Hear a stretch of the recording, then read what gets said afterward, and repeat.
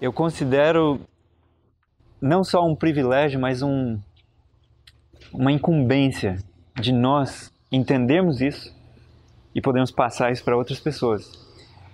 Foi falta desse conhecimento que boicotou, limitou, travou o avanço da causa adventista com aquele poder que nos é dito que viria no clamor da meia-noite. Tá?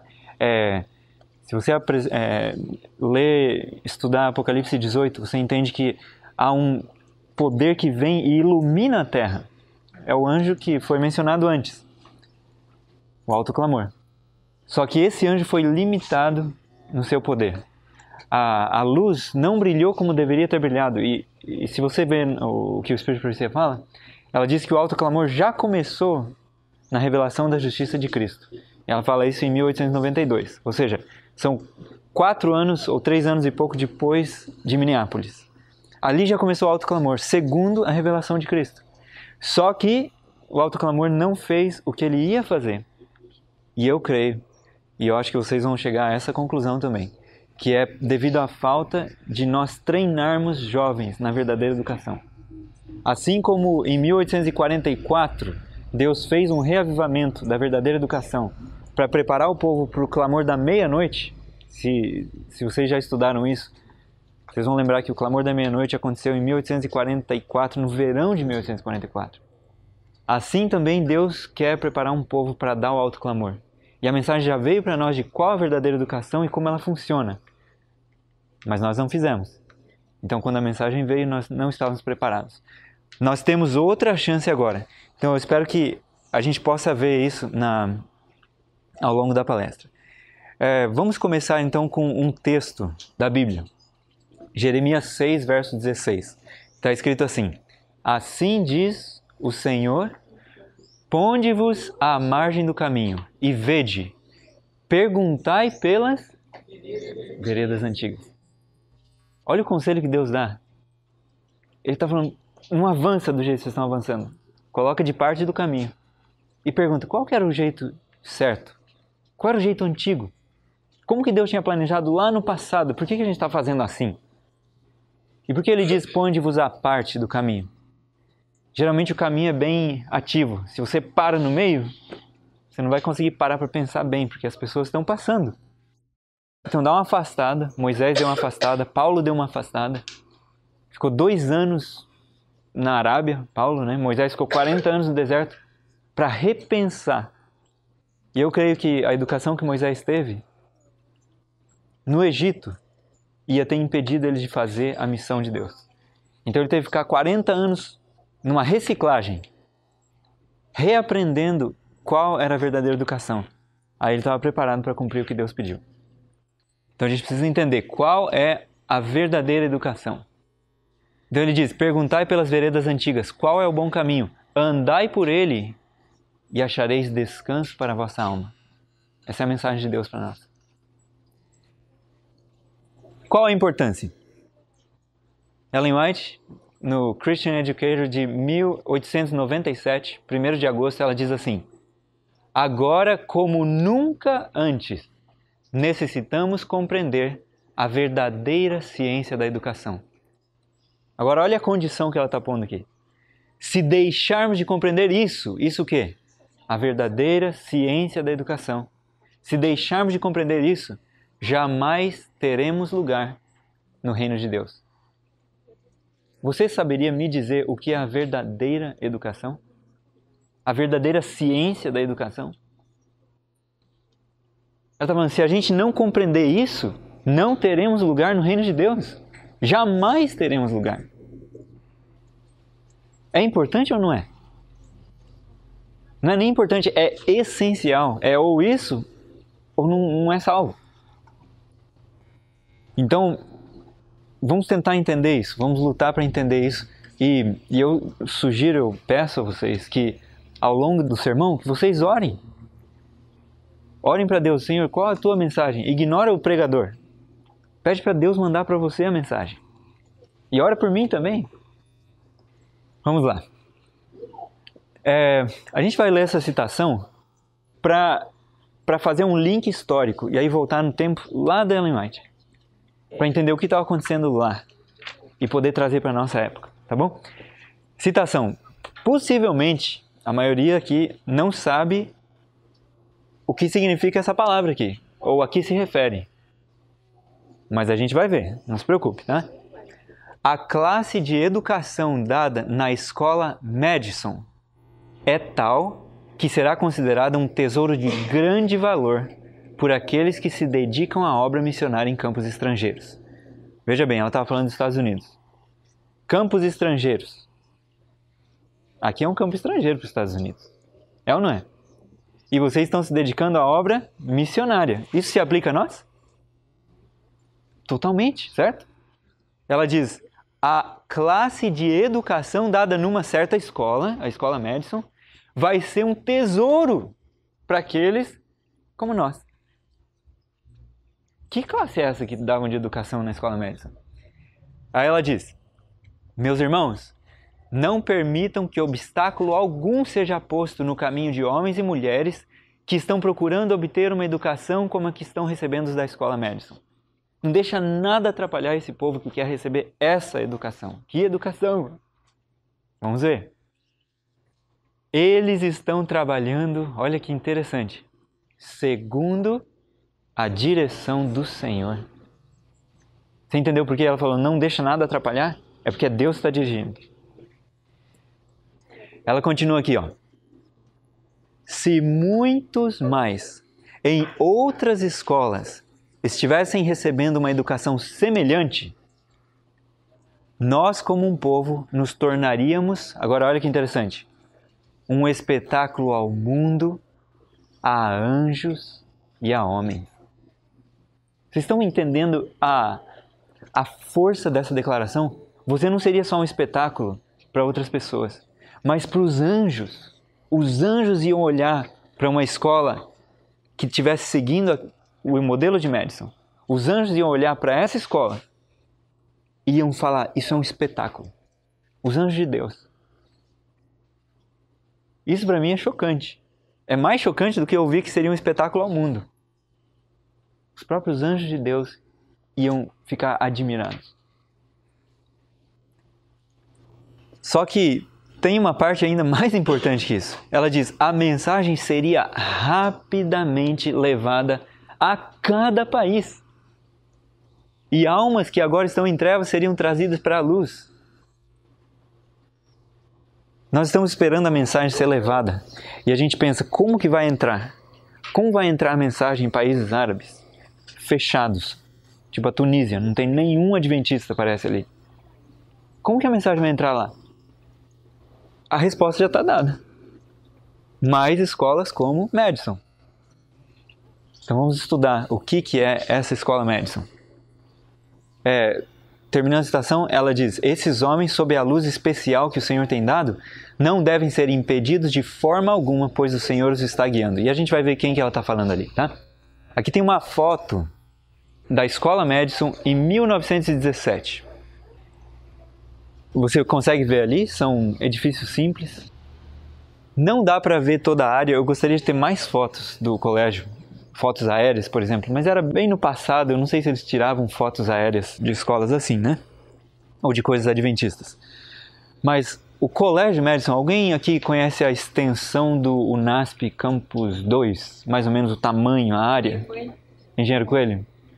É o UNASP Engenheiro Coelho. São muitos alqueires, centenas de alqueires de terra. Madison não era muito menor, não. E a gente pode pensar, mas por que tanta terra? A irmã White disse assim, ó, tente assegurar, tente garantir que você tem toda a terra que você puder obter. Em vez da gente vender partes da escola, não, segura isso, porque eventualmente a gente vai precisar. E se a gente vê como Madison se desenvolveu, a gente entende por que ia precisar, tá? Madison foi fundado por um dos nossos educadores lá no passado. O nome dele, Edward Alexander Sutherland. Alguém já ouviu falar da história de Sutherland? Um ou outro. Esse homem, ele foi o primeiro diretor do colégio Walla Walla. E quando ele chegou no colégio... Vocês sabem qual foi o primeiro colégio vegetariano adventista? Foi o Walla Walla. Porque eles começaram o curso e eles tinham os cultos e ele fez um trato com os alunos. Ele falou assim, vamos ler na Bíblia e tudo que tiver escrito aqui a gente pratica. Com relação à saúde, alimentação e tudo. E eles começaram lendo de Gênesis. Aí eles chegaram em Gênesis 1, verso, acho que é 29, né? 29? Que diz assim, de toda árvore que tem fruto, que dê semente, e de toda erva que dê semente, disso comereis. E ele perguntou para eles, eu imagino que ele tenha perguntado, né? Agora é um diálogo suposto aqui.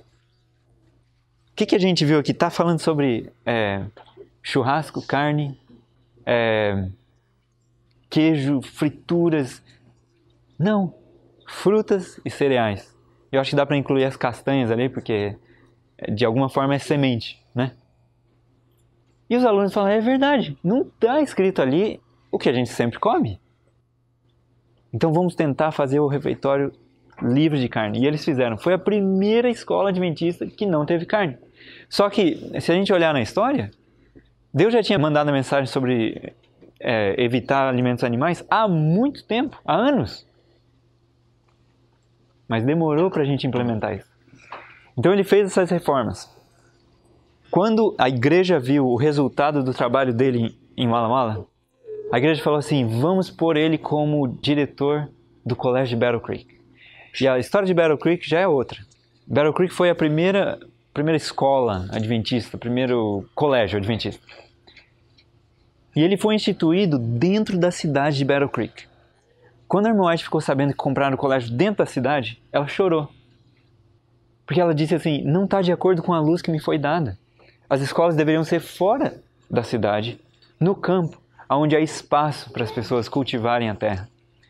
E quando Sutherland, e ele veio com um grande amigo e companheiro dele chamado P.T. McGann, quando os dois vieram para o colégio de Battle Creek, eles olharam e era um colégio o prédio escolar eu acho que tinha 3 ou 4 andares, não tinha muita luz do sol, não tinha espaço para os alunos fazerem exercício, mas tinha espaço para eles jogarem tênis, né?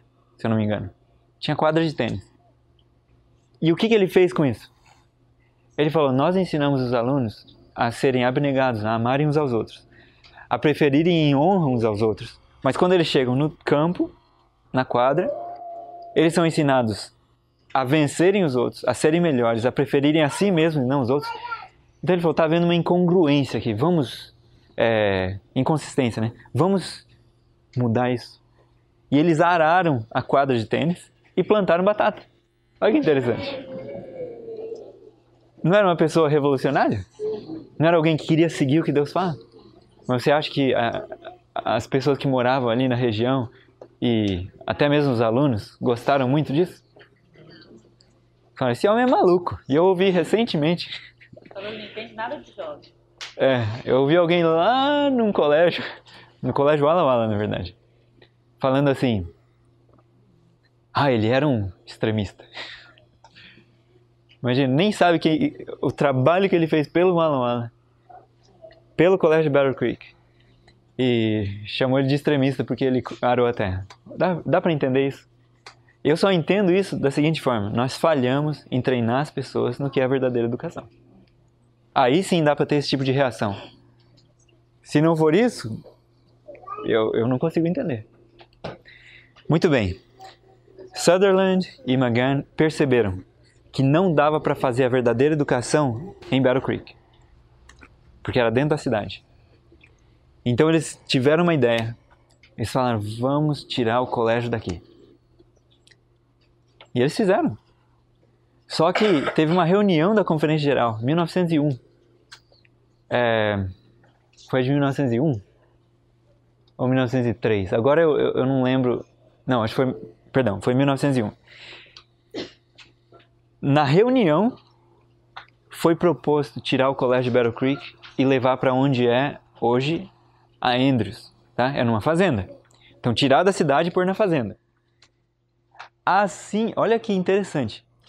Eles estavam tomando a decisão durante a reunião.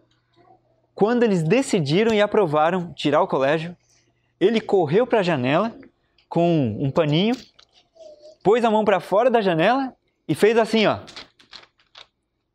E adivinha só, tinha um vagão de trem ali com as coisas do colégio, que eles tinham alugado um trem. Ele já tinha posto tudo dentro do trem.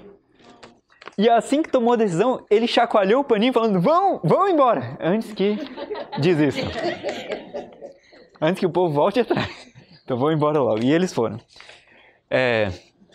Chegaram lá, eles praticamente construíram coisas do jeito que Deus planejou. Até hoje, se você vai na Universidade de Andrews, você vê, é um campo grande, espalhado, os prédios espalhados, muita grama, muita árvore. Não tem a agricultura que tinha na época, mas só o fato de caminhada, os alunos têm que caminhar bastante, para ir do refeitório, para o dormitório, para os prédios de educação.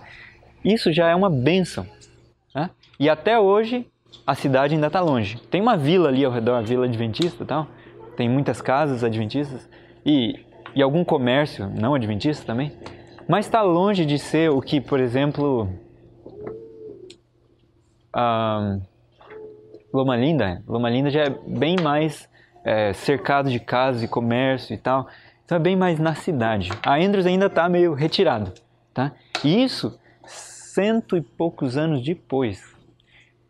Não dá para você ver como Deus abençoou. Loma Linda também era uma fazenda enorme, um laranjal, semelhante ao Unasp em Engenheiro Coelho. Até hoje tem laranja ali perto, lugares de plantação de laranja. Mas enfim, vocês começaram a ver bem quem que era o Sutherland. Era um homem revolucionário, certo?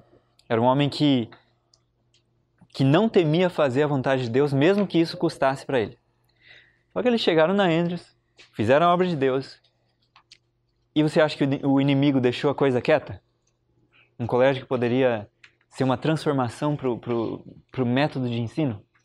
Ele não deixou. Então, as pessoas que não eram santificadas, que cediam a criticar, a usar a língua para criticar, começaram a acusar ele e o Magan. E começaram a fazer a vida deles bem difícil, mas bem difícil mesmo. A ponto da esposa de um deles, a esposa do Magan, morrer. E Deus revelou por que ela morreu. A morte diz assim, ela morreu uma mártir da oposição que o marido estava sofrendo.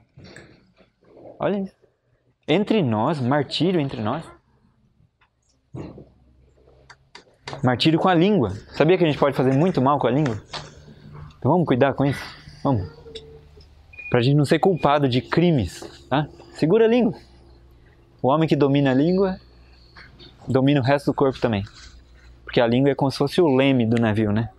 O navio é grande, o leme é pequeno, mas ele que aponta onde o navio vai. Enfim, tanto o Sutherland quanto o Magan entregaram o cargo. Eles saíram da escola. Eles falaram assim, não dá. E eles falaram fizeram um pouco de barulho, assim. A ponto da irmã falar para eles assim, ó. Se vocês vão sair, saem em silêncio. Mas façam o seguinte. Vão para o sul dos Estados Unidos, comprem um pedaço de terra e estabeleçam uma escola segundo o modelo que Deus tem impressionado vocês. Mas ela não deixou eles irem sozinhos, não. Ela foi com eles. E ela foi no rio, num barco, e eles foram descendo, acho que era o rio... Qual rio que era? Esqueci o nome do rio. Mississippi. Pode ser o Mississippi. Eu acho que é. Mas eles foram descendo esse rio. E uma hora o navio estava, parece que parado. Ela falou assim, vamos descer e ver as propriedades? E eles desceram. Aí ela foi com eles. E eles viram uma propriedade. E ela falou assim, é essa aqui. Eles olharam um para o outro. Não, irmão, isso aqui não, isso aqui não pode ser não. Aí ela, não, é essa aqui mesmo. Foi essa que eu vi na visão, eu tenho certeza. Não, irmão, isso aqui não, é muito ruim. É uma propriedade cheia de pedras e a terra é ruim. Hã? Serra do Cipó. Essa não. Vamos procurar outra. Não, é essa aqui mesmo. Deus mostrou. E eles, como eram fiéis a Deus, sentaram numa pedra e começaram a chorar. E tem o áudio do Sutherland contando essa experiência. Se você quiser, entra no site ellenwhiteaudio.org e vai na parte de sermões. Tem uma partezinha ali de sermões. Você vai ver o Sutherland. Vai estar em inglês. Tá em inglês, exatamente. Ele com a voz dele mesmo contando como aconteceu. Ele falou, há não sei quanto tempo atrás, eu e o Magan estávamos aqui, a irmã White falou isso, a gente sentou na pedra e começou a chorar. Enfim, eles foram para essa escola aí, que não era escola, era uma fazenda, na verdade. A fazenda, acho que era Ferguson alguma coisa, Ferguson Farm, a fazenda Ferguson. E a pessoa que era dona dali, era um casal, a mulher era uma mulher brava. E o marido dela falou, ó, quando minha mulher fica brava, ela era bem autona, tá? Quando ela fica brava, eu saio dali, porque eu tenho medo dessa mulher, eu tenho medo, ele falou, dessa mulher. E eles vieram propor para ela que eles queriam comprar a fazenda. A mulher ficou sabendo que eles eram do norte. E o norte e o sul tinham uma rixa que só, devido ao quê? A Guerra da Secessão, certo? A Guerra Civil Norte-Americana. O sul perdeu para o norte. O sul queria ter escravos e o norte não queria. Queria libertar os escravos. Só que o sul perdeu. E essa mulher falou assim, eu não vou vender a terra para esses Yankees. Yankees é tipo chamar de... sei lá, de caipira, de algum nome bem pejorativo, tá? Não vou vender para esses Yankees. E eles ficaram assim, tristes, né? Mas falaram assim, vamos tentar de novo. E aí chegaram lá e conversaram. Ela que eu não vou vender. Aí finalmente ela aceitou um dia, tá? Aceitou, vou vender. Chegaram no cartório. Eu não vou vender para esses Yankees. Parece que o inimigo descia nela e ela não aceitava. Estava contra mesmo. Eu não sei o que aconteceu lá. Quer dizer, agora a gente sabe. Mas ela aceitou. Assinaram rapidinho, venderam, acabou, fechou o contrato. Aí a irmã White falou para os dois. Ela falou assim, ó, meninos, quem sabe vocês nunca vão saber quantos anjos lutaram para essa mulher assinar esse contrato. Então era uma guerra de anjos mesmo. Os anjos de Deus e os anjos do inimigo lutando. Essa escola estava destinada a ser um espetáculo ao mundo. Tá? Aqui tem uma foto da fazenda, inclusive tem esse livro aqui que chama God's Beautiful Farm, a linda fazenda de Deus, a bela fazenda de Deus. Não era assim quando eles compraram, tá? Era bem diferente, mas eles aplicaram ali como é que diria? O método de Deus de trabalhar no solo, de produzir coisas, de treinar alunos, e a fazenda se tornou um espetáculo. Se você quiser saber, tem esse livro aqui, ó, eu pus ali, mas Estudos em Educação Cristã é um tremendo livro. Ele foi escrito por Sutherland.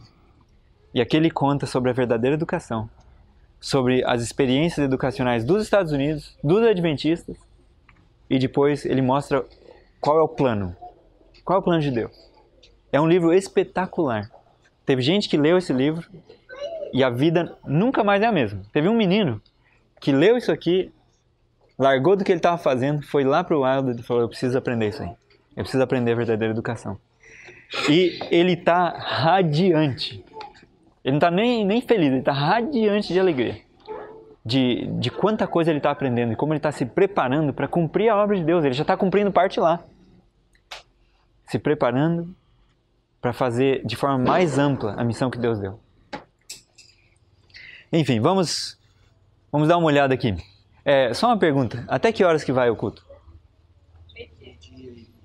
Meio-dia e 20? Que horas são agora? 20 para meio-dia? Então, temos aí um tempo.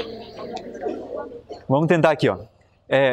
De onde veio a educação comum, tradicional, a educação que a gente vê por aí e que até mesmo nós adotamos nas nossas escolas? De onde vem essa educação? Dá pra gente traçar uma linha histórica, tá? É traçável.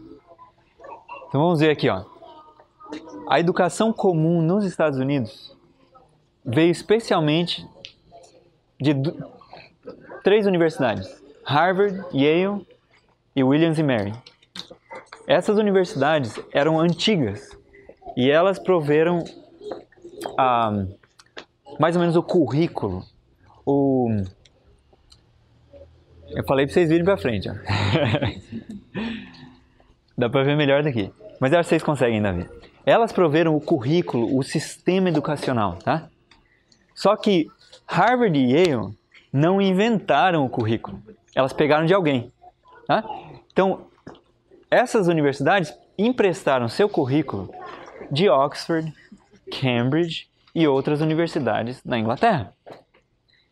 Essas também não foram as primeiras inventoras do currículo.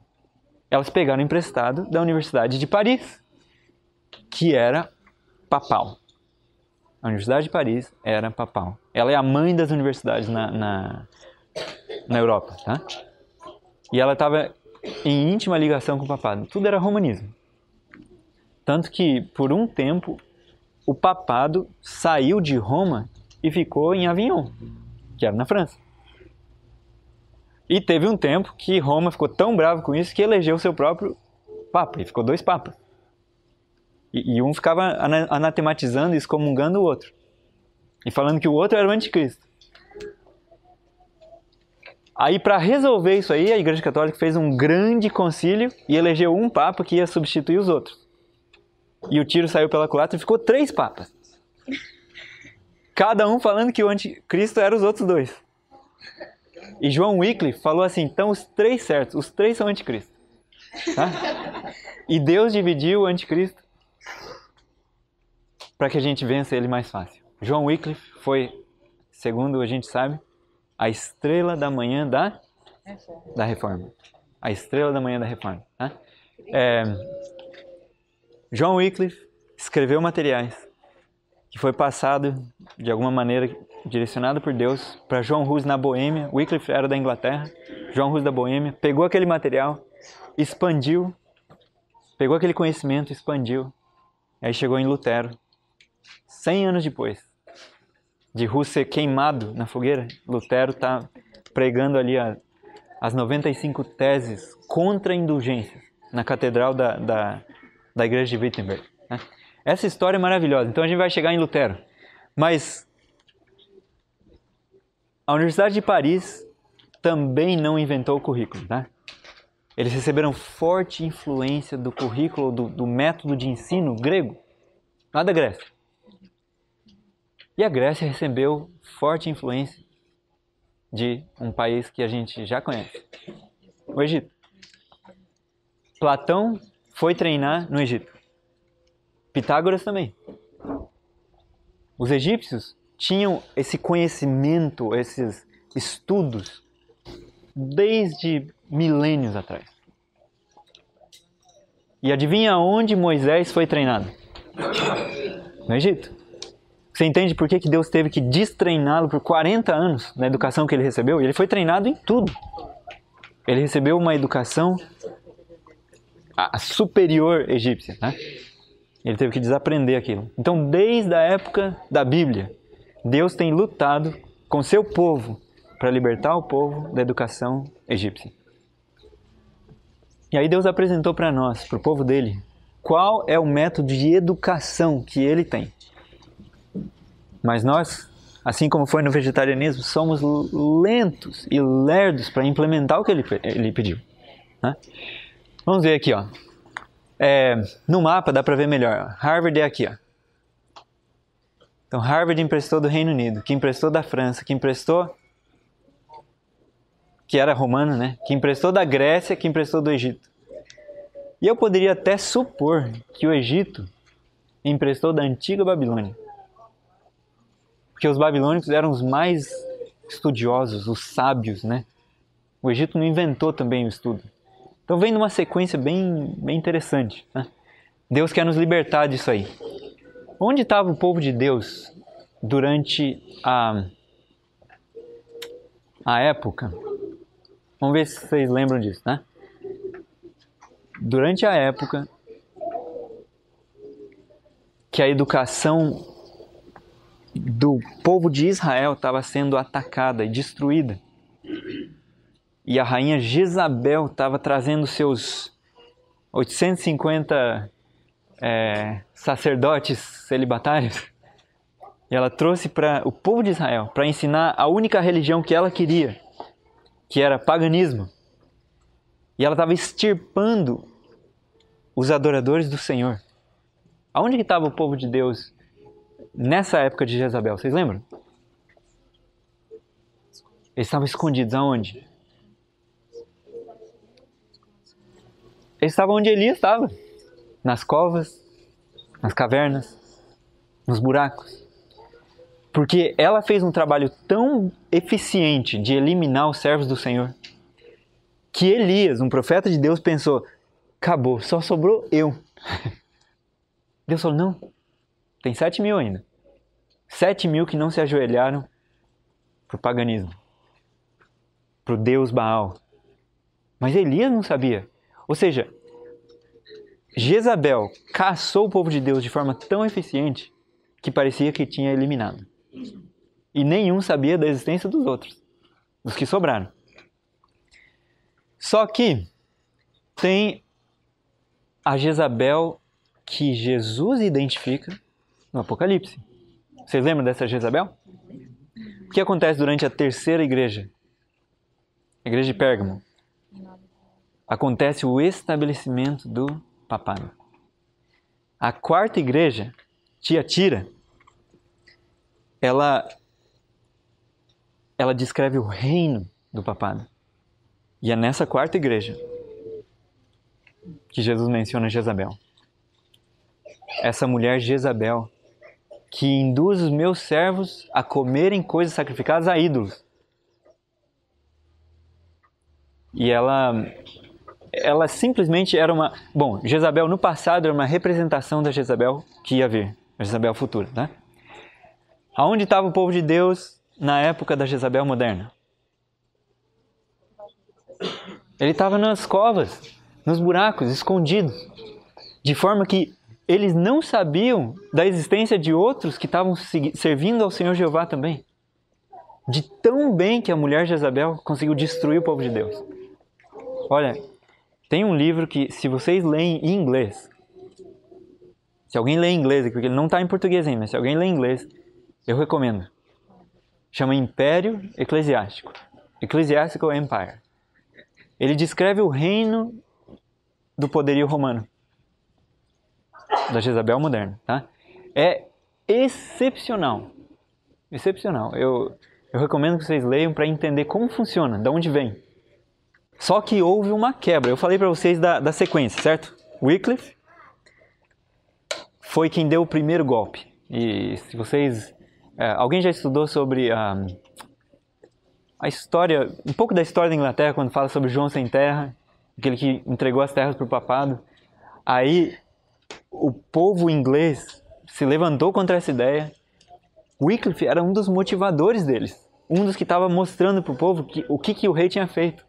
E como Roma invadia, e eles mandavam os monges mendicantes que iam lá e pediam dinheiro e ensinavam as pessoas a não fazer nada, não trabalhar, mas viver de esmolas. E Wycliffe falava, isso é uma desgraça para o reino inglês. Está destruindo o reino. Então, Wycliffe foi quem primeiro deu essa chacoalhada no poder da igreja romana. E os nobres defenderam ele, os barões ingleses. Depois de Wycliffe veio João Hus. João Hus causou uma tal comoção na Boêmia, que é a República Tcheca hoje, a Boêmia, que a igreja da Boêmia se independeu do poder papal. Né? E aí, ele morreu queimado. O imperador Segismundo deu o salvo-conduto para ele. Ele foi, né? Eu não vou dizer confiando, porque ele veio por vontade própria, ele não precisava ter vindo. O povo da Boêmia podia ter defendido ele do imperador. Mas ele veio, porque ele sentiu que ele devia vir. Ele estava pronto para morrer. E ele foi morto, queimado, porque ele não se retratou. Nem ele, nem Jerônimo. E aí... Oi? Queimado vivo, né? Isso mesmo. E aí foram queimar ele, foram pôr o fogo na parte de trás da pila, né? Como é que chama? Na fogueira, as madeiras, né? E ele falou assim, não precisa pôr atrás não, põe na frente. Se eu tivesse medo, eu não tinha vindo. Se eu tivesse medo, eu não tinha vindo. Então, ele foi queimado. E aí, 100 anos depois, apareceu Lutero. E se vocês puderem, tem o sonho de Frederico da Saxônia, que é o homem que defendeu Lutero. Ele era o eleitor da Saxônia, tá? Alguém já ouviu falar do sonho do Frederico? Que sonho impressionante! Olha, se eu contar para vocês, demora o sonho, vai acabar meu tempo aqui, eu tenho que mostrar um monte de outra coisa, para a gente chegar na parte da educação mesmo. Mas se você vê o sonho que ele teve, você entende por que ele defendeu. Deus deu 3 sonhos na mesma noite para ele. E ele defendeu Lutero até o fim. E Lutero não morreu na mão da igreja. A igreja não teve poder de matar ele, a igreja romana, né?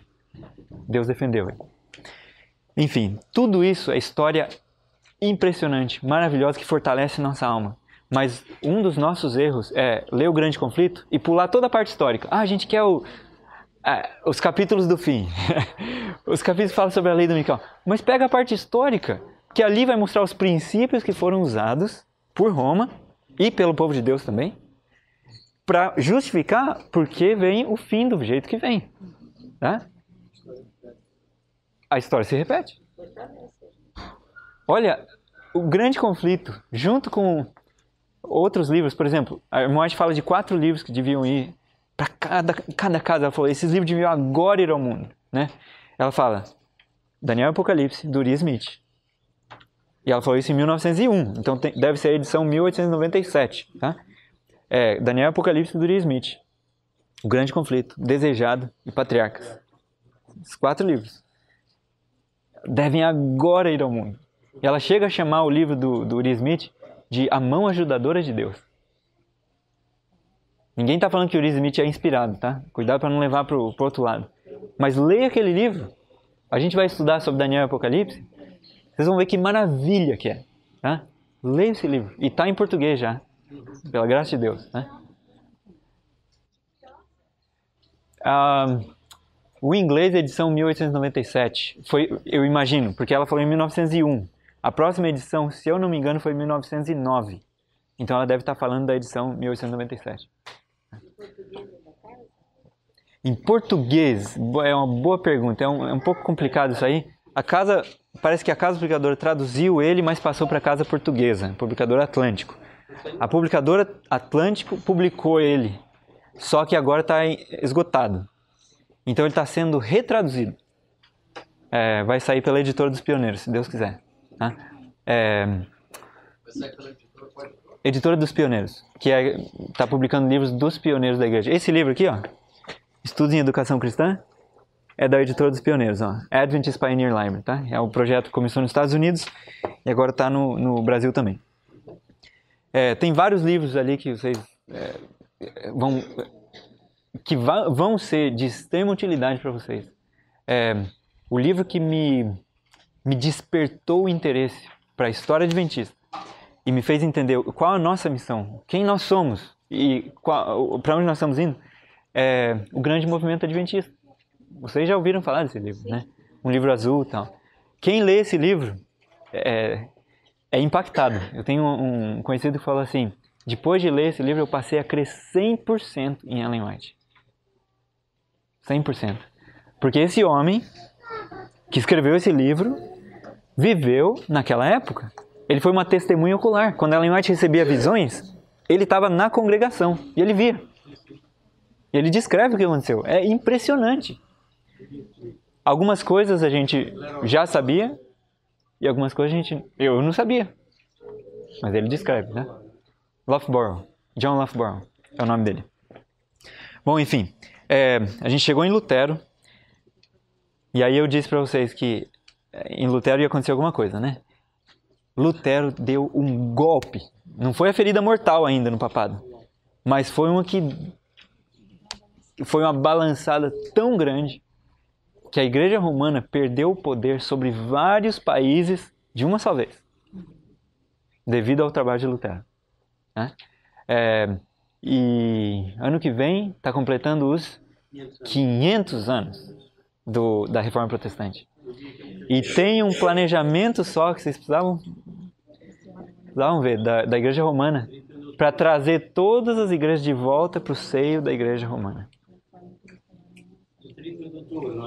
31 de outubro, exatamente. Olha que data. E o que é esse dia hoje nos Estados Unidos? É o Halloween, né? É o dia que devia estar sendo celebrado como uma vitória para a verdade, a libertação da verdade, né? Enfim, vamos lá. O povo de Deus, então, estava escondido. Jezabel estava reinando. Ela tinha tentado eliminar os fiéis de Deus, mas ela foi resistida pela escola dos profetas. Eu estou falando lá na época de Elias. Se você vê no livro, acho que é Profetas e Reis, ela diz assim, ela diz assim, que Jezabel e a apostasia, foi na época de Jezabel? Foi em alguma hora, ela diz assim, mas as escolas dos profetas estavam trabalhando para resistir à crescente apostasia, uma coisa assim. Educação, né? Educação, tá bom. Verdade. Então, as escolas dos profetas, fundadas por Samuel, o profeta Samuel, continuaram exercendo seu papel até que quando chegou a época de Acabe, elas estavam sendo um poder para resistir à apostasia. Né? Se eu não me engano, ela está falando da época de Acabe, tá? Eu posso estar errado. Mas vamos dizer aqui, ela foi resistida pela escola dos profetas. Se você puser da época de Elias, a gente transpõe o tempo lá para a nossa época agora, ou para a época de Lutero, perdão. Você vê que Lutero entendeu que sem escolas protestantes, ele não ia conseguir fazer a obra que tinha que ser feita. Ele entendeu que ele precisava treinar os jovens. E o que ele fez? Abriu escolas.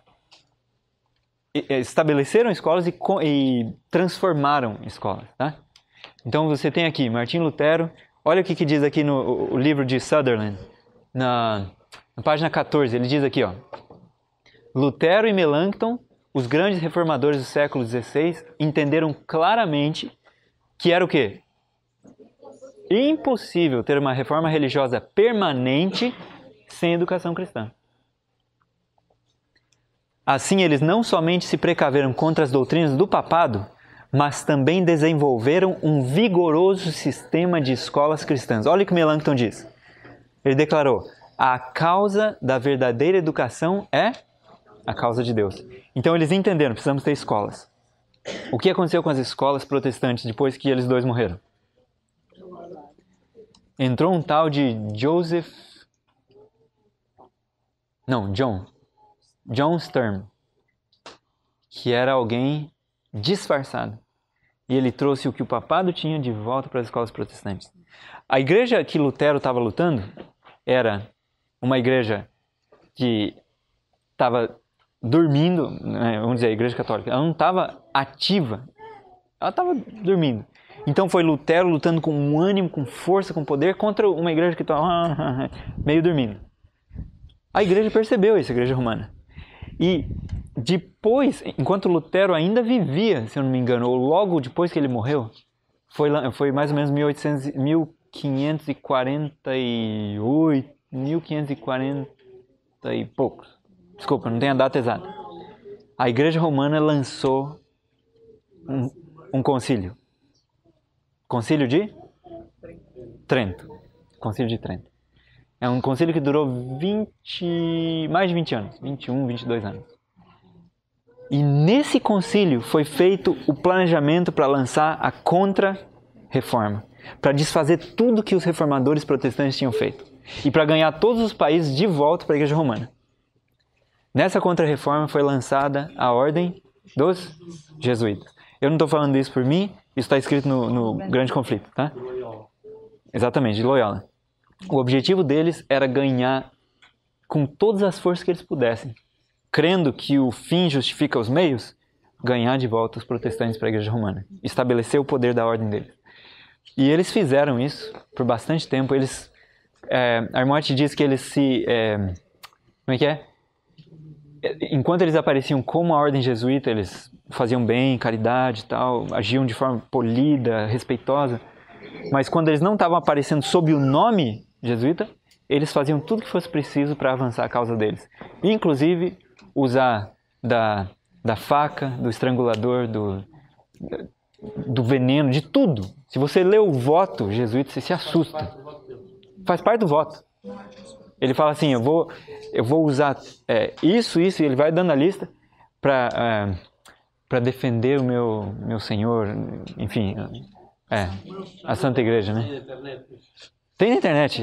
Eu me assustei de ver isso, mas quando você lê o Espírito de Profecia também falando, dizendo que isso acontece, aí... Capítulo 25, obrigado. Enfim, a igreja lançou a Contra-Reforma. Agora a igreja não estava mais dormindo, mais fraca. Ela estava com gente dedicada, para a causa errada, mas dedicada, ativa, lutando para vencer os protestantes. E os protestantes estavam como Lutero e como Melanchthon e como Zwinglio? Não! Eles tinham entrado no seguinte, olha o que tinha acontecido com os protestantes. Eles não tinham treinado gente que ia suceder eles, que ia fazer a continuação do treinamento dos jovens. Eles tinham entrado em debates teológicos. Se tem um jeito que a igreja romana usou para vencer desde o começo, desde quando ela foi estabelecida, era mediante debates teológicos, controvérsias teológicas. A igreja romana só foi estabelecida acima das outras igrejas por Constantino devido a controvérsia teológica. E ela usou a mesma coisa para envenenar os protestantes. E aí eles começaram a debater e se dividir. Você lembra que na união existe força, mas na divisão existe fraqueza? Lembra disso? O que eles fizeram? Dividiram os protestantes entre si. Eles começaram a se acusar. E aí eles perderam a força. E aí eles se tornaram uma presa fácil da igreja romana que agora estava revigorada. E a educação protestante virou educação papal de novo. Né? Aí chegou a hora do clamor da meia-noite. E a gente já falou que o clamor da meia-noite acontecia quando? Aconteceu quando? No verão de 1844. Vocês lembram a hora que aconteceu isso? Foi quando Samuel Snow, lembra? Samuel Snow descobriu a data que Jesus ia voltar. O dia 22 de outubro. Não foi nem Miller, não foi Himes, não foi Carlos Fitch, não foi nenhum deles. Foi Samuel Snow que descobriu a data. Eles sabiam que ia ser em 1844. Mas ele descobriu usando o calendário judaico baseado na coisa da cevada. As primícias. Quando a cevada ia madurar. Olha, ele usou coisa antiga, lá do passado, para conseguir descobrir a data. E foi certinho. Ele não usou o calendário comum dos rabinos. Ele foi para os judeus caraítas, que ainda usavam o método antigo de datação. Olha que coisa interessante. E aí ele descobriu o dia certo, dia 22 de outubro de 1844. Quando ele descobriu isso a gente vai ver na aula de Adventismo, viu? História do Adventismo. Mas pelo menos dá para a gente ter uma sequência lógica até o fim do estudo hoje. Descobrindo isso, o povo ficou maravilhado. Eles falaram, nós sabemos a data. E eles saíram dali nos vagões, nos trens, nos cavalos, a pé, e eles proclamaram para o mundo, é chegada a hora do seu juízo. Eis que vem o noivo. Não é isso que diz a parábola das 10 virgens? O clamor da meia-noite? Eis que vem o noivo, sair ao seu encontro. E o clamor da meia-noite aconteceu ali. Agora, antes de 1844, Deus tinha suscitado uma reforma educacional nas escolas protestantes. Ele sabia que se elas continuassem daquele jeito que elas receberam a educação papal, elas não conseguiriam dar o clamor da meia-noite como elas realmente não deram, tá? Elas falharam. Não só as denominações protestantes falharam em dar o clamor, as escolas também falharam. Mas Deus conseguiu fazer a reforma em algumas escolas, e uma delas, uma das principais, foi o Colégio Oberlin. Né? Oberlin largou de chá, café,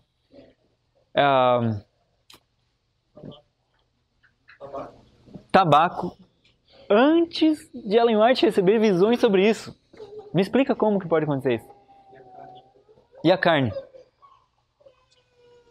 Me explica, como que dá para fazer isso? Como que eles chegaram à conclusão de que café e chamate fazem mal? Iluminação do Espírito Santo. Mas tem uma lógica. E eu acho que é a mesma que o José Bates chegou. Ele explica a lógica dele. Ele falou assim, ó. Eu larguei de café e chamate antes...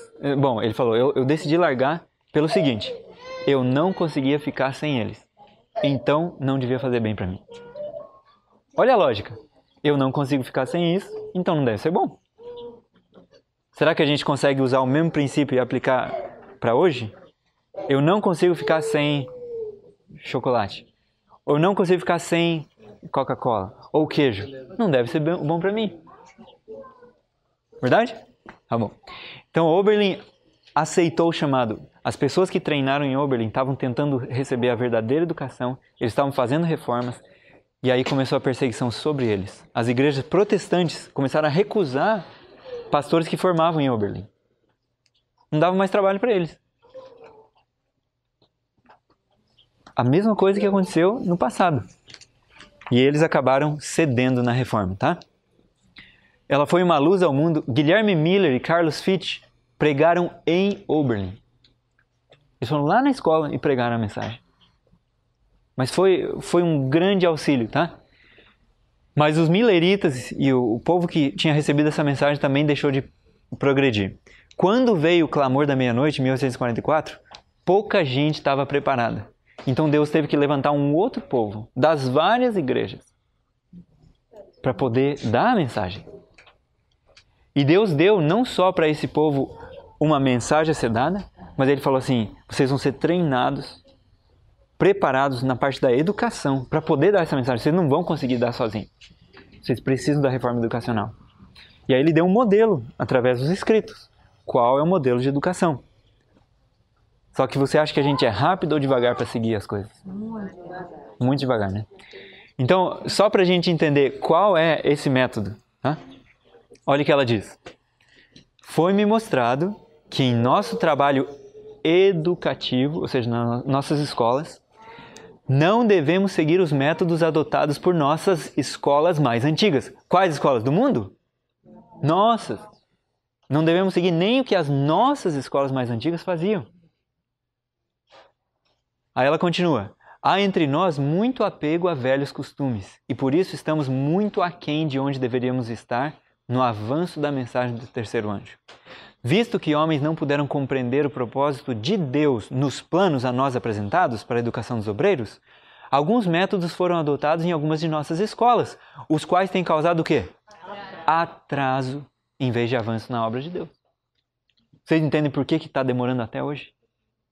Métodos que causaram atraso. Seguindo o modelo de Madison, ela disse que a mensagem seria rapidamente levada a todo mundo. Não seguindo aquele modelo, seguindo o modelo papal, ao atraso. Estão começando a perceber a importância da educação verdadeira? Vamos ver o que ela diz sobre a educação verdadeira? Ela diz aqui, ó. Antes que possamos levar a mensagem da verdade presente em toda a sua plenitude a outros países, devemos primeiro romper todo jugo. Precisamos entrar na linha da verdadeira educação, andando na sabedoria de Deus e não na sabedoria do mundo. Deus chama mensageiros que serão reformadores.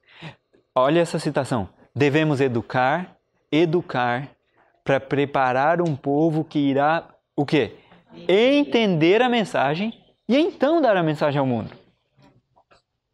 Eu já ouvi gente falando assim, vocês têm que ir lá e pregar, vocês não estão fazendo nada por Deus. Mas pregar o quê? Que mensagem? Jesus te ama. Será que é isso? Será que eles não sabem? Jesus te ama é muito importante, mas será que é a única coisa? A Igreja Adventista recebeu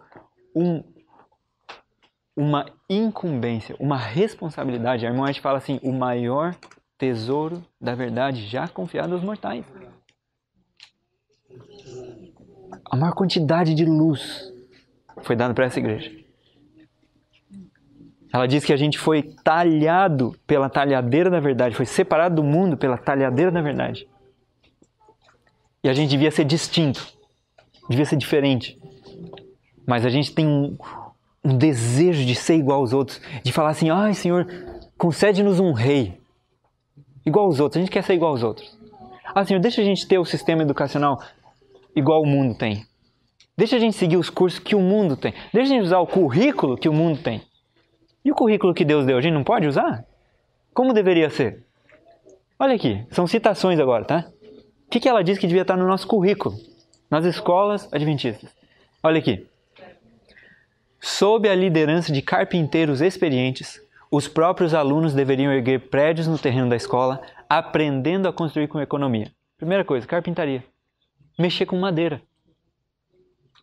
A educação, só um parênteses aqui que eu não pus ainda, mas a educação verdadeira, ela treina o aluno em livros e na prática.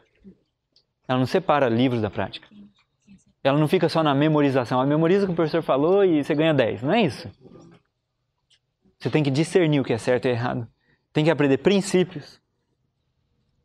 E aí você tem que ter a parte prática. Tá? Eu participei de um... Não, eu vi...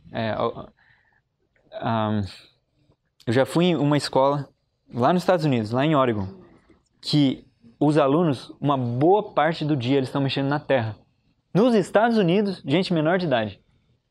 A gente fala, o governo ia ter problema aqui. O governo lá é muito pior na questão de cuidar dos alunos. Se eles conseguem lá, por que a gente não consegue aqui? Verdade?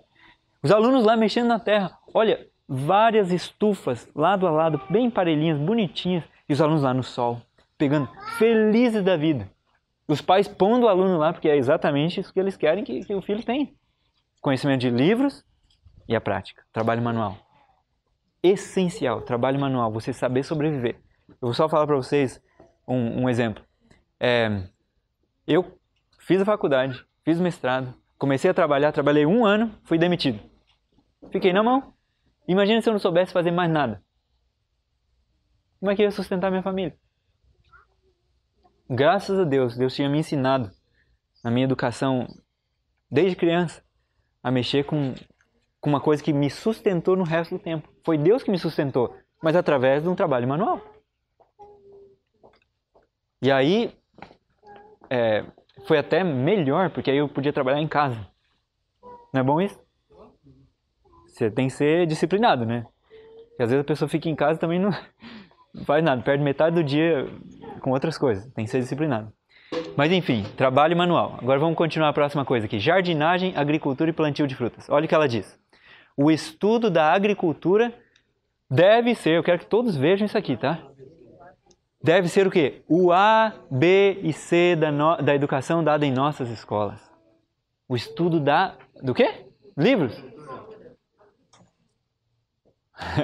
O estudo da agricultura. Agora me digam, aonde está o estudo da agricultura? Nas escolas que a gente conhece. O estudo da agricultura.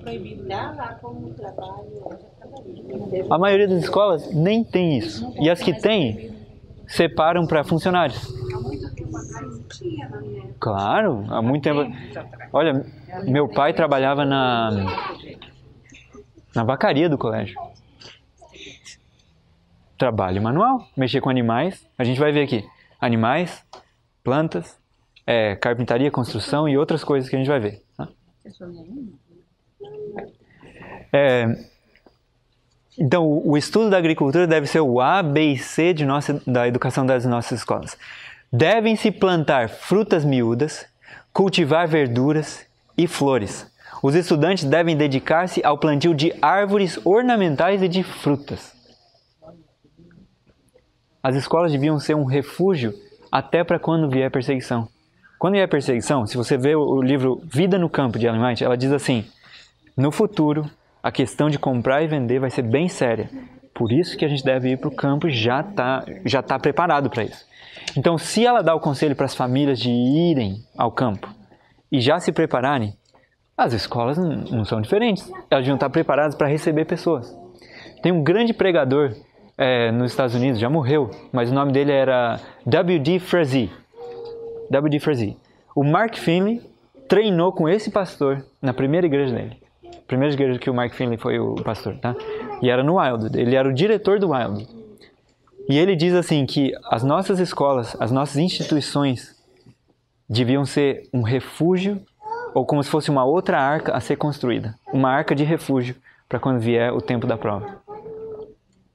Agora, como que as instituições vão ser um refúgio se elas não vão ter comida nem para si? Como que daria para elas terem comida? Mediante o plantio de árvores. Olha, Madison, a escola Madison, tinha milhares e milhares de pés de fruta. Imagina, um pé de fruta, quanta fruta dá? Imagina milhares. Mas milhares, assim, de maçã, pera, pêssego, o que mais dá lá? Uva. Mas milhares de pés. A escola era autossustentável. Ela se mantinha sozinha, ela não precisava de os alunos pagarem. De fato, quando o aluno entrava na escola, ele punha um depósito. No fim dos anos que ele estudou, ele pegava aquele mesmo depósito e ia embora. Não pagou nada. A mulher do presidente Roosevelt, Eleanor Roosevelt, se eu não me engano é esse o nome, tá? Eleanor Roosevelt, foi na escola Madison e ela escreveu no diário dela a admiração, a surpresa que ela teve de ver uma escola assim. Lembra que disse que ia ser um espetáculo ao mundo, a anjos e a homens? A revista Seleções foi lá, fez uma reportagem e falou: que escola é essa? Que o aluno entra, não paga nada e vai embora e sai com o curso pronto. Que coisa maravilhosa é essa? Saiu em vários jornais, tá?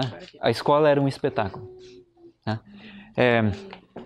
Posteriormente, devido a, quem sabe, um abandono de princípios que foram os fundadores, mais ou menos 1961, eu acho, ou 62, ela fechou.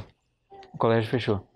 Mas teve muitas escolas que surgiram por causa de Madison, ou como resultado de Madison, com gente de Madison. Tá? Uma dessas escolas foi o Wildwood. E o Wildwood continua até hoje. E de fato, o diretor de Madison, que era o Sutherland, falou para o diretor do Wildwood, que era o Frazee, que ele estava vendo como se fosse a nuvem saindo de Madison e indo para o Wildwood.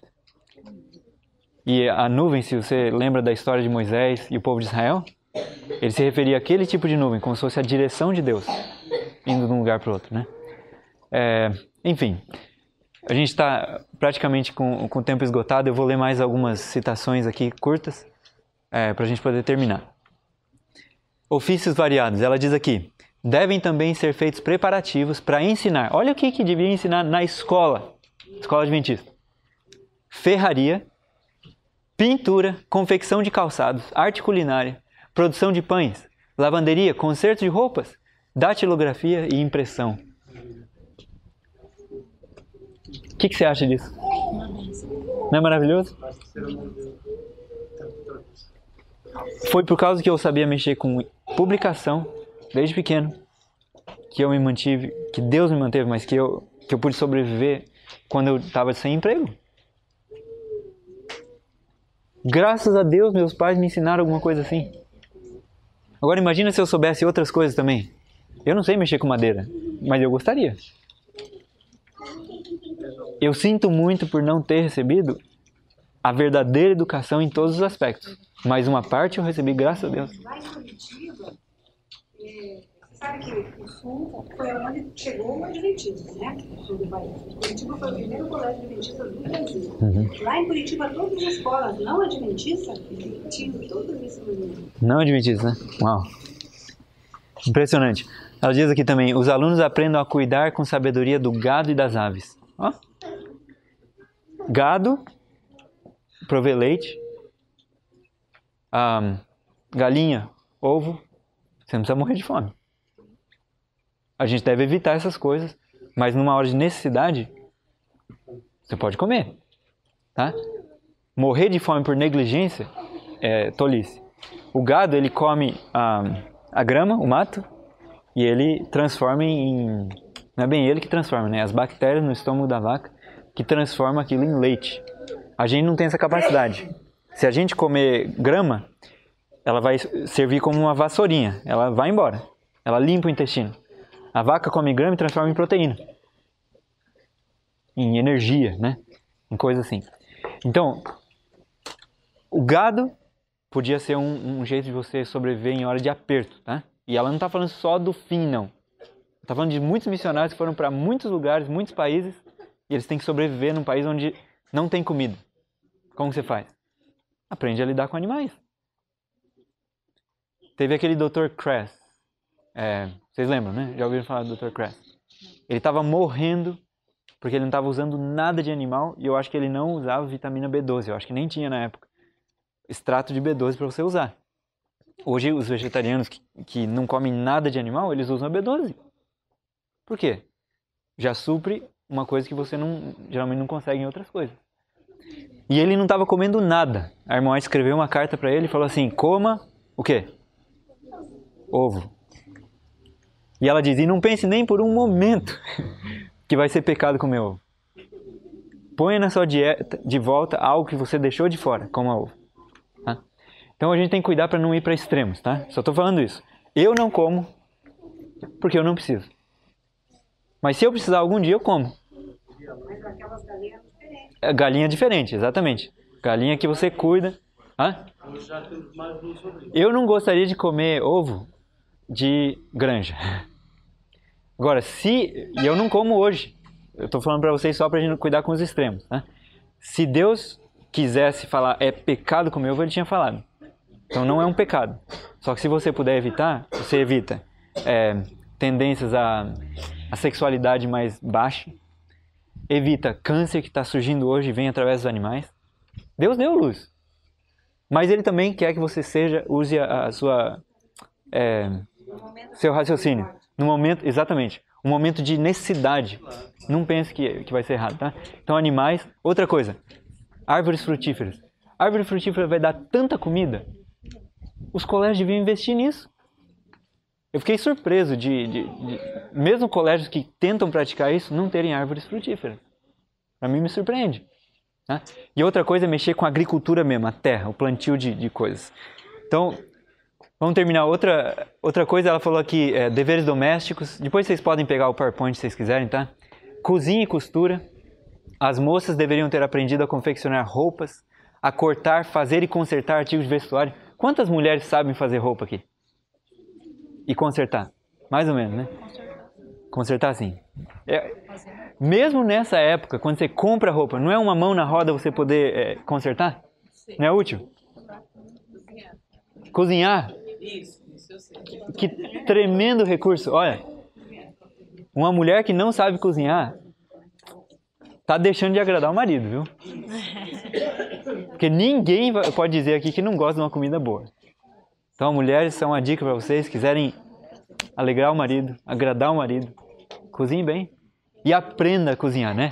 A gente, é uma coisa que se aprende. Só uma coisa aqui, ó. Quando você aprender, ensina os outros também, tá? A nossa amiga aqui fez um vídeo de pão, que está ensinando um monte de gente a cozinhar. Pão integral. Como fazer pão 100% integral. Vocês podem fazer também. Nada impede. Né? Faz um vídeo de como fazer um prato, um patê gostoso. Põe na internet. É um jeito de espalhar isso aí. Eu vou pular isso aqui, vou pular essa. Eu acho que eu vou ler essa frase aqui. Ó. Só essa aqui. Está falando sobre os irmãos Sutherland, McGann e sobre os alunos, tá? Ela diz aqui, ó, eles, os alunos, os estudantes, né, aprenderam a se tornar autossustentáveis. Alguém não sabe o que é isso? Autossustentável? Eles não precisam ter um empregador, tá? Bater carteira. Eles são autossustentáveis. Onde eles forem, eles se viram e eles têm o sustento deles. Então ela falou aqui, ó, eles, os estudantes, aprenderam a se tornar o quê? Autossustentáveis. Agora olha a próxima frase. E não poderiam receber treinamento mais importante do que esse. Qual é o principal treinamento que a gente devia dar para os estudantes? Se tornarem autossustentáveis. Paulo foi pregar o evangelho, ele dedicava tempo para se autossustentar. E ele sustentava outras pessoas também. Só um exemplo aqui, o Wildwood fica aqui, ó, no norte da Geórgia entre a Geórgia e Tennessee, pega um pedaço de ambos os estados, né? Ele manda missionário para a África, para a Ásia, para América do Sul, América Central, Europa, imagino que Oceania. Gente que vai lá e trabalha. Olha que dois aqui, ó. Vieram do lado. E já estão trabalhando na causa de Deus em outro lugar, outro país. Tá? Lá também. Então, pensem nisso. O treinamento que você está recebendo é um privilégio e é uma responsabilidade para você atingir e trabalhar com outras pessoas. Tá? Terminando aqui, ela diz aqui, ó. Em breve chegará o tempo em que o povo de Deus, por causa da perseguição, será disperso em muitos países. Aqueles que têm recebido uma educação integral estarão em grande vantagem onde quer que se encontrarem. Educação integral. Isso mesmo que a gente falou. Além dos livros, a questão de ofícios, oficinas, práticas, tá? E aí eu quero terminar com isso aqui para não terminar, para a gente não pensar que a coisa já foi longe demais e já não dá para voltar. Não pense nisso, tá? Nossas escolas foram estabelecidas por Deus. É Deus que dirigiu elas. Pode ser que elas tenham se afastado um pouco do plano original de Deus, mas não se preocupe com isso. Trabalhe para mudar a situação. Porque olha o que diz aqui, ó. Nossas instituições de ensino podem pender para a conformidade com o mundo. Passo a passo podem elas avançar para o mundo, mas são prisioneiras da esperança. Deus as corrigirá e iluminará, trazendo-as de volta. Olha a promessa. Quando eu li isso aqui, eu senti vontade de chorar. Deus vai trazer as instituições de ensino de volta. Mas nós devemos trabalhar para isso. Ele não faz nada sozinho. Ele quer a cooperação do ser humano. Se coloque na mão de Deus e fala, Senhor, o Senhor pode me usar se o Senhor quiser. Eu me coloco em tuas mãos. E deixa Ele te usar. Tá? Ela diz aqui, Deus trazendo-as de volta à sua honrada posição de separação do mundo. Com essa promessa, irmãos, só nos resta fazer o que Deus falou para o povo. Lembra que Ele falou para Moisés, perdão? Ele disse assim, dize ao povo que marche. Põe o pé na água. Faz sua parte. Quantos querem deixar Deus usar a você e a mim para fazer essa obra? Eu também quero. Que Deus possa nos capacitar para isso. E que a gente jamais esqueça o que é verdadeira educação. Não se conforme com a educação mundana. Lute para fazer a obra que nos foi dada, que é se preparar para levar o Evangelho ao mundo. E o único jeito de fazer isso vai ser no plano de Deus. Tá bom? Nós vamos... eu acho que já passou o tempo. Vamos terminar com uma oração. E aí, se alguém tiver alguma dúvida, a gente pode conversar depois, outra hora, tá? Tá bom. A gente conversa. Vamos orar? Oremos. Querido Deus, nosso Pai, nosso Criador, nós louvamos o Teu nome porque o Senhor preservou para nós a luz de qual é a Tua vontade. E porque nós temos a chance, Senhor, ainda em tempos de paz, de trabalhar por Ti, de participar contigo dessa sagrada obra que foi confiada à igreja do remanescente. E, Senhor, nós pedimos que o Senhor nos capacite. Amém. E que o Senhor nos dê forças e coragem para fazer o certo. Amém. E que o Senhor traga de volta as instituições que o Senhor estabeleceu. Amém. Pois elas são prisioneiras da esperança. Amém, Senhor. Senhor, usa-nos. Não há bem nenhum em nós, mas nós pedimos que o Senhor habite em nós. Para que o Senhor faça a Tua obra em nós e através de nós. Amém. E que o poder das trevas seja vencido no nome de Jesus Cristo. Amém. Nós pedimos tudo isso e agradecemos e louvamos o Teu nome. E nos consagramos a Ti. Em nome de Jesus. Amém. Amém.